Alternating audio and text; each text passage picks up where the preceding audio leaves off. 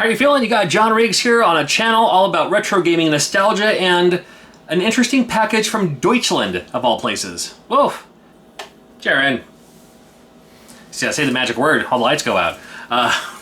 We have, he hit me up the other day and he was just like, hey, I have these bootlegs, I have these, well, they're pirated game, but they're just bootlegs. What should I do with them? And I was just like, I don't know, throw them away? I mean, donate them? I don't know. Just, you shouldn't sell them, I guess. I mean, maybe you could, but, you know, and not as legit games. And he's like, no, I'll tell you what, I'll send them to you. It's like, you don't need to, I promise. But he said, no, it's my pleasure. I got something I want to send you anyway. So here we are, and he didn't even ask for a video or anything like that. And I've actually been sitting on this box for like the last maybe month or so. I was like, you know what, just for fun, let's see what we have and let's pop them in and see what they look like when you play them. Because the problem with bootlegs is they play for the most part. And trust me, when it comes to making bootlegs, I mean, the best way to spot a bootleg is know how to make one. Now, of course, this is not an actual game. I just whipped up the label for this. I was hacking dance aerobics to play this game. Didn't work out. I was just like, you know what? I'm not even gonna worry about it. I think it's literally like Karate Kid or something like that on this. So we have a package from Deutschland, and the guy's name is Bjorn. Is that right? Bjorn Schifferdecker. Dude, what a solid name there. All right. So he sends over a few things. We have this, oh, how cute is this package? Color tools. Every time I'm in Deutschland, I only use color tools. I'm not exactly sure what color tools is. And oh, he did send over a couple of snacks here. Man, you know I'm on a diet, right? You know, I haven't been drinking beer literally in 2 weeks. I got my DDPY, I'm doing that DDP yoga right now, feeling really good about it too, drinking more water than ever. I drink a ton of water all day anyway. I don't drink soda, I don't drink coffee. I have some hot tea every once in a while, not iced tea. Berries from Ireland, I love that tea. No sugar, no milk or anything, but I'm trying to watch my weight, you know. I read the comments, come on. And I mean, it's not like I look in the mirror and say, oh my God, what happened? But I'm down for some snacks. I'm still about snacks, right? And this, I'm guessing you add to water? Oh, it says it right here. Oh, yeah. Oh, my mistake. Here's the instructions on the back in language I can't read. I'll have to use my Google. Awesome. Well, thank you, man. Thank you for the snacks. I love snacks, and I super love international snacks. So I will gently place it right here. And this is what we're all about. This is the bootleg Descartes. The what is in. What do we got here today? I feel 3 games. There might be more. Oh, there's a 4th. I just felt something else slide in. I'm gonna slide them all down here. All right. Let me get a quick peek here. Oh my God. Okay. What did you send me? When you think about bootleg video games, you think about pirated games, you think about games that people whip up and sell. You know, a lot of times you might think, you know, the old 8-bit Nintendo, Sega Genesis comes to mind, but I see more Game Boy Advance bootlegs than anything else. Now, I'm not going to test this out. I don't really have anything to play it on right now. I have my Game Boy Advance in the other room. I'm not going to bore you with it. But here's what Wolfenstein 3D looks like.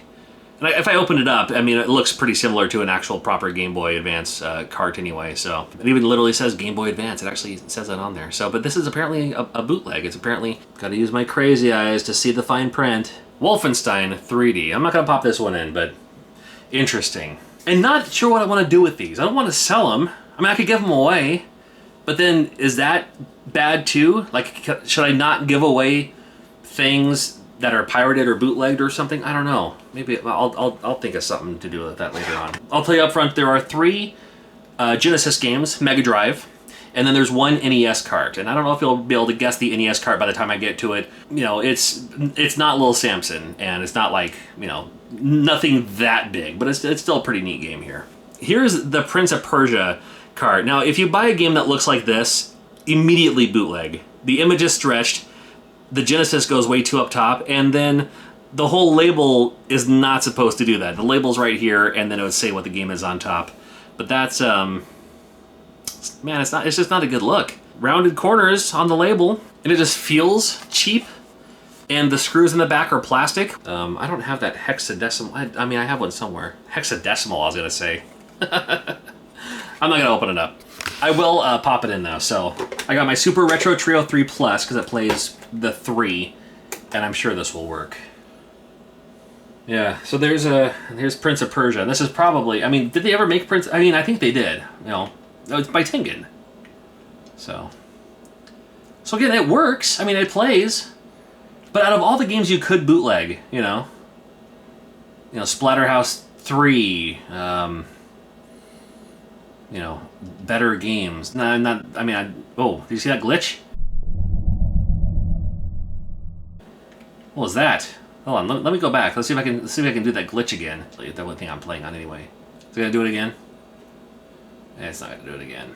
I'll have to slow it down to see if we can see what happened with that glitch there. Interesting.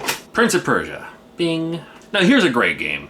This is one of the better Konami games. Not Konami. Oh, come on, Capcom. I've played video games before. Capcom. Gargoyles for the Sega Genesis. A game so dark, an anime. Good lord, I know how to speak. I promise. It's like a cartoon so deep it can only be available on the Sega Genesis. They didn't make this for NES. I don't think they made. Did they make a Gargoyles game for Super Nintendo? Mandela Effect says they did, but I don't know if they did. Anyway, let's check out Gargoyles. And then Gargoyles for the Sega Genesis. Really neat game, I think. Disney games for... Oh, it's not even See? That's me being incorrect again. Buena Vista Entertainment. No wonder. But again, it works, it plays. We'll see about that. Oh, come on. What a... Oof. There's jump. Alright. Dude. Seriously? Look at this.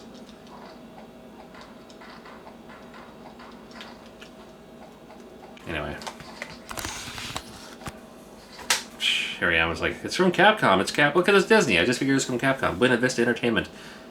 16-bit on the back. These are such cheap plastic. It has that notch in there too. Ah, the cheapness. The cheapness of those plastic cases. Good lord. Alright, one more Genesis game, then we'll move on to the NES game. And can I open the NES game? It looks like I can, so we'll do that too. Castlevania The New Generation. Castlevania The New Generation. So this is the game that has Big Daddy Cool Diesel, Doink the Clown, Razor Ramon. No. This is the Castlevania game. Is probably the one that we probably know as Bloodlines. And this might be the European version. Got the label kind of already peeling up on this. I could take that label clean off right now.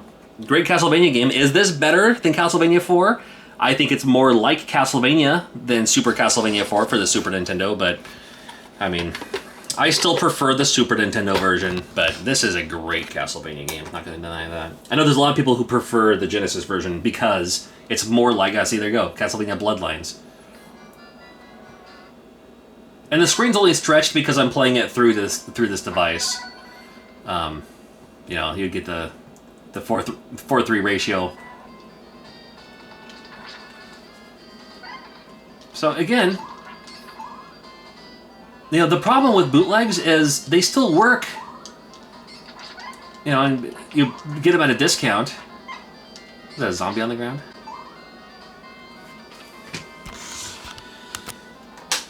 But Bjorn got these and he's like, I don't want these. I don't blame you, you know. Oh, this label's already coming up too. Did you guess right?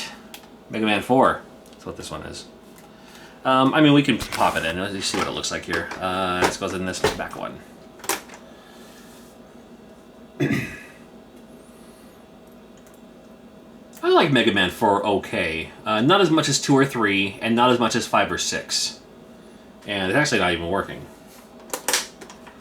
So instead of using the usual Nintendo screws, it just uses a Phillips screwdriver type thing here. I don't mind. I have access. Let's have a look to see what one of these bootlegs look alike. The card itself, pretty cheap, but it's actually not too bad. And then also the sticker on the back. That's the sticker on the back. It's like a darker color. And then here is what this looks like. So here's your Mega Man 4 from Mind Kids.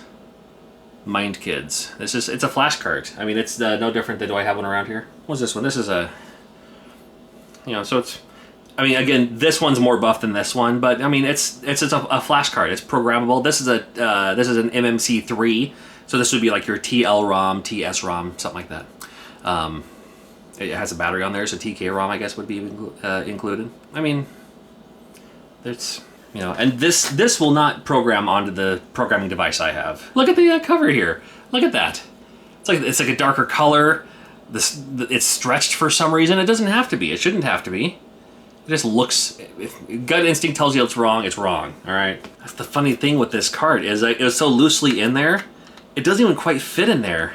Like I'm trying to like even force it in a way. I don't care if it breaks. They didn't even make it so the board would even fit in this thing. Having trouble. You know, it was kind of. How weak am I? All right, back to DDP yoga. Never mind, I'm not touching the snacks until I get this thing